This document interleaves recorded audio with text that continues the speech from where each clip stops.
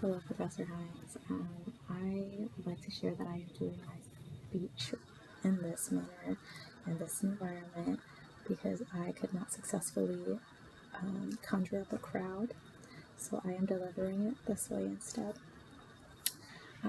Hello, my name is Lilia Kalani, and today I am doing my speech over one person I really admire. To get started, I had trouble kind of figuring out who to do this speech over, only because when I think of people that I admire, there are many individuals who come to mind, from certain family members to certain friends to even some celebrities.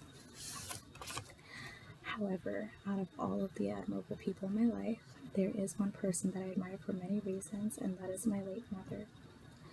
Other than the given affection and admiration that daughters typically have for their mothers, my mother was truly my hero. My mother was one of the most supportive, wittiest, and hardworking people that I know. And over the course of my life, I was able to witness how she handled many challenges in her life with a willingness to succeed. One of those challenges was that English was not her first language, was not her primary language. But despite English being a foreign language to my mother, she was able to build and maintain a family of 8 in an environment that was a U.S. territory, which was Guam.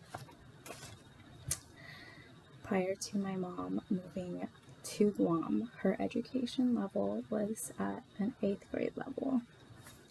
The reason for that was that she reportedly dropped out of high school or dropped out of school to help her parents maintain their home and their land.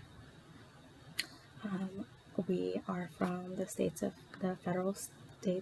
Federated States of Micronesia, and they're not as wealthy as other islands, and so she had to sacrifice her education to continue to help her parents keep her family afloat.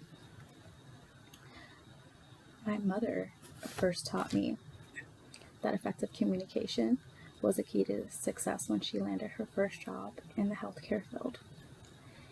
In an environment where she could not verbally communicate with her client, she was able to communicate non-verbally through body language, facial expressions, and just gestures, basically.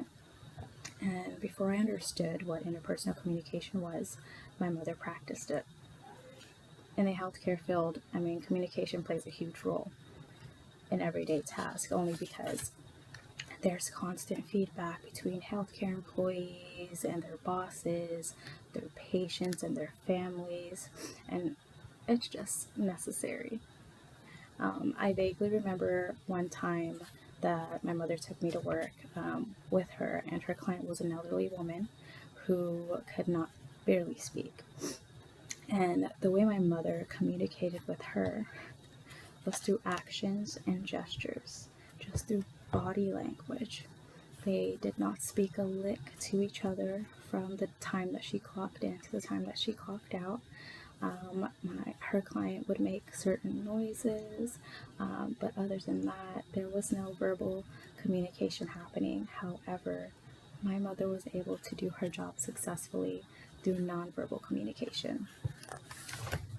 And my mother spoke to individuals she came in contact with an intent to understand the other party. Whether she spoke the same language as others or she interacted with strangers, she made sure that they felt comfortable and understood. Personally, she practiced interpersonal communication with her family daily. My siblings and I led busy schedules growing up, and my mother was able to communicate with each and every one of us effectively. She made sure to ensure that we all had what we needed to succeed. In a fairly large household, communication was the key to a healthy flow throughout the house. And so my mother made every effort to communicate with her children as much as she could, and she helped teach me the importance of communicating and being open at a very early age.